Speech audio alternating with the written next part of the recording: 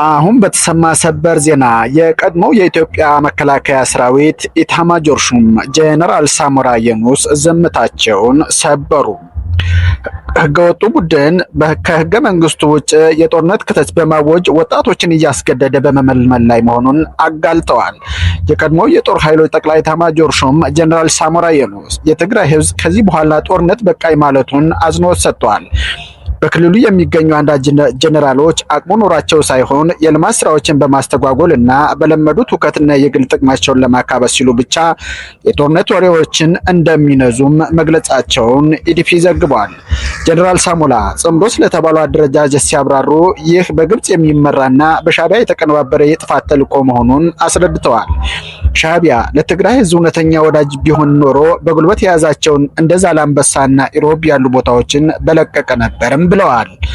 ይህ እውነት እያወቀ ህገወጡ ቡድን ከሻዕቢያ ጋር ጥምረት በመፍጠር የድንቁርና ማሳያን እና ህዝቡን አደጋ ላይ የሚጥል መሆኑንም አብራርተዋል።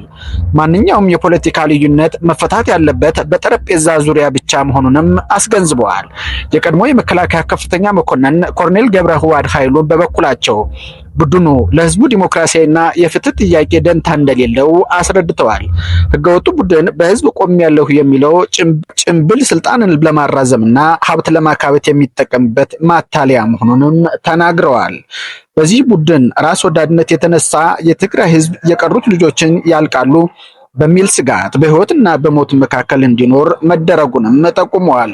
በመሆኑም ለዚህ ለስልጣን የቋመጡ አካላት ተወግደው በክልሉ እውነተኛ ፍትህና ለውጥ ሊረጋገጥ እንደሚገባም አሳስበዋል።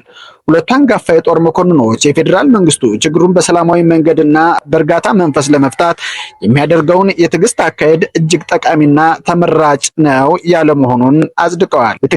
በትግራይ ክልል ይህ ህገወጥ ቡድን እየደረሰ ያለውን መከራና እንግልትና የጦርነት ስጋት አሁን ላይ በቃ ሊባልና የትግራይ ህዝብ ከዚህ አጥፊ ቡድን መታደግ እንደሚገባም ጥሪ አቅርበዋል ሲል ፋና ብሮድካስቲንግ ኮርፖሬት ዘግቧል።